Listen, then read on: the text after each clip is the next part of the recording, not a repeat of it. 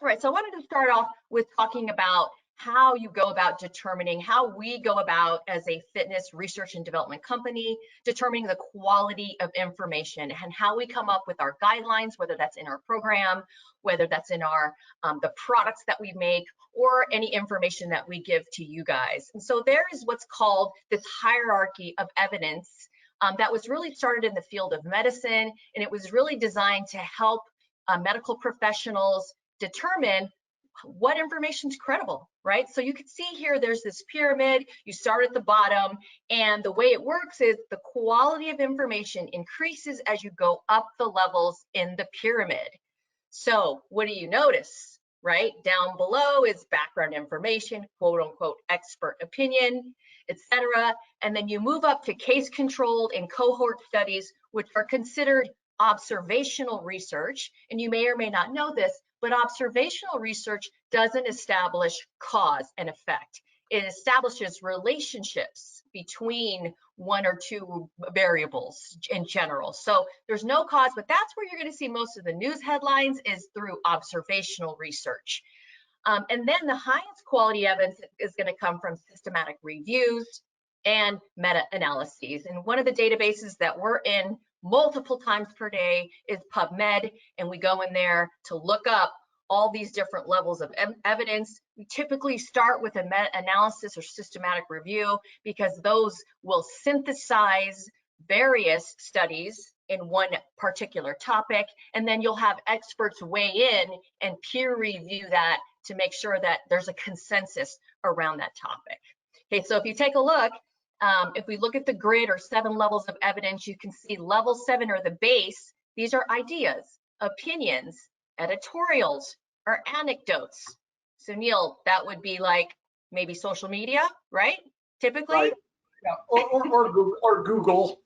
Whoever paid Google the most to get to the top, you know, yeah, so it'd be like that. So Google ads, and then once again, you go up, it goes up in level of quality with observational. So you can see this is slightly more reliable, becoming more reliable. You get to what's called randomized controlled trials, RCTs, and you probably recognize that acronym because we use it all the time. We'll talk about RCTs and what do the RTCs show, and you can see they're very reliable. They're typically highly controlled. That's why it's called an RCT. It's considered the gold standard. And then as you go up, like I said, you know, systematic reviews and meta-analysis is the most reliable of all if you can get a systematic review, if there's enough research or trials in that area, right? Yeah, for sure. And because what they do is they actually look at RCTs, they throw out the bad ones, they bring in the good ones. That's what these end up getting published as. And that's what we look at for almost everything at the end of the day.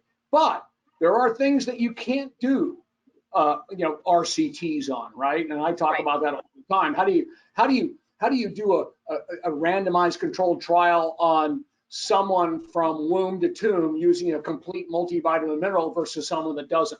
Number one, it would be unethical to tell someone not to, right? For all the things that you could be missing in your diet. So there are exceptions to that to a certain extent where logic plays in. It's like, I don't need an RCT to tell me that house is on fire. I need water to put it out. Okay, so there are exceptions. There's logic that exists as well, that you don't need an RCT. We have enough information to figure that out on our own or whatever. But when it comes to what you're going to see here with the myths and what Kat has put together for all of us here is we are basing it on facts, that evidence-based facts, and that's what, you know, the collection of studies. Yeah, and you want to be, as a consumer, as a fitness professional, you want to be aware and dig in where are your resources coming from. And what you're going to find in the news a lot is, right, Neal, the observational studies, that's what the news picks up on, and they come up with some headline that typically will distort. Yeah, exactly. I mean, yeah, and news, one thing we should all know about news, or I should remind you about news, the news is generally bad because that's what gets your attention. Good news is expected. So it's not going to get your attention. It's not going to keep you on the channel watching it. But bad news will, because that's not expected. So I just keep that in mind.